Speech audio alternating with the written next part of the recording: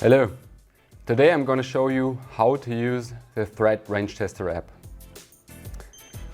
For the Threat Range Tester app you need a mobile phone, a thread dongle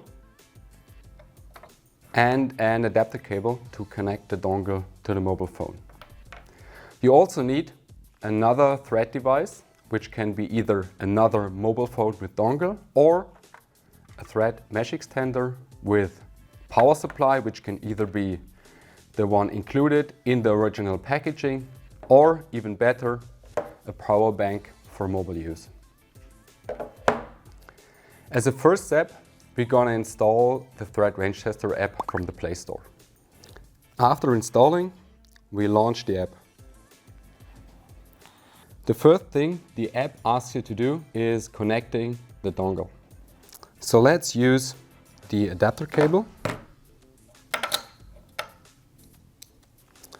Plug in the dongle and then connect it to our mobile phone. Now, as a next step, we program the thread dongle. We press Program Thread Dongle, and if we connected the dongle for the first time, we have to press and hold the button on the dongle to get it into programming mode. If you already programmed the dongle before, press the button on it twice within short time. Now the LED starts to shine green. The dongle is ready for programming, and we press Next to move to the next step. If you get an error message, wait a few seconds and then press Next again, and then the dongle will be ready. Now it's ready for programming and we press Start. To allow programming, we have to grant access from our mobile phone to the dongle. So we go to Allow Access. On the top left, we select the UF2 boot folder and select Use this folder. Allow access, and now the dongle gets programmed. Cool, programming was successful. Now we have to reinitiate the dongle. For this we press the button one time or we unplug and reconnect it. Let's press the button one time and select Done. We confirm we reconnected the dongle. And now we are ready to take the next steps. So let's connect the dongle to the app with pressing the Connect button on the top right of the screen. We allow access by pressing OK. And the first thing we can do now is searching for existing threat networks. Press Search for Threat Networks, and now the Range Tester app is searching for any existing threat networks in the near range. We found one network, and we can also see the network name, channel and signal strength, as well as the link quality index.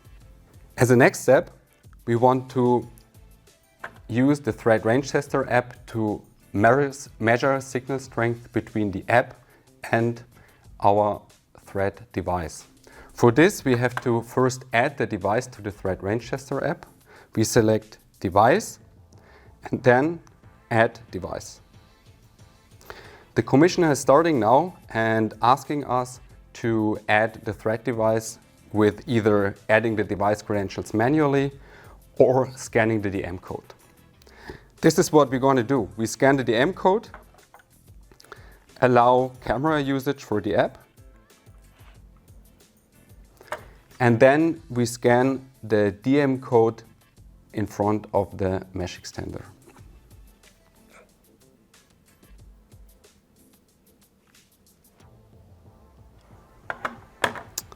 Now let's give the device a name.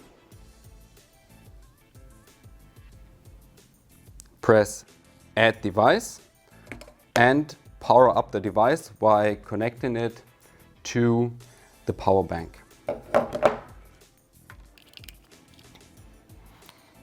The mesh extender is now starting up and searching for a thread network which it can join.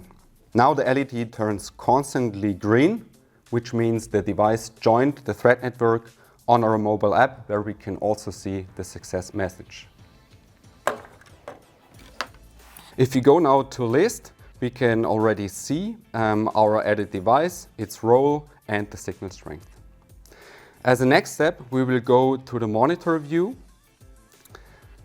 and then in the monitor graph, we can really measure out the signal strength between the two devices. We can see in the graph the three performance parameters: RSSI, link margin, and link quality index. And by pressing on the buttons, we can also activate or deactivate the performance parameters. But we will keep them activated and now press Start Logging to initiate the logging process between our mobile app and the connected thread dongle and our thread mesh extender. While moving the devices in a room, in a building, we can now see that the curve in our monitor view adjusts. With this, you can easily walk around the building and test the signal strength if it's still good enough or not.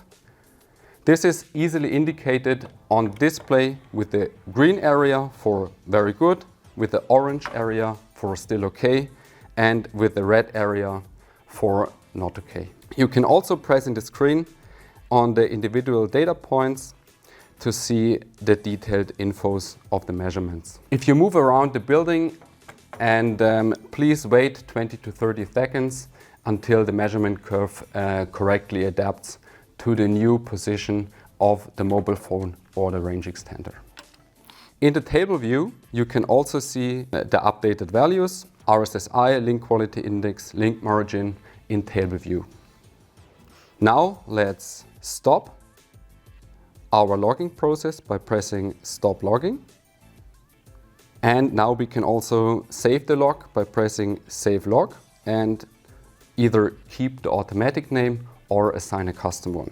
We keep the automatic assigned name, press Save to store our logs. By pressing Exit, we can now initiate another log. But what we want to do now, we want to go to Files and open up the logs. And here we can see our just recently created thread range testing log as a CSV file. And by pressing on the Share button, we can share it or save it via the local functions on the app. That was it for the Thread Range Tester app. We went through the different settings for searching existing thread networks, adding devices with the DM code scan, using the monitor view with the graph view and table view, and storing and sharing logs.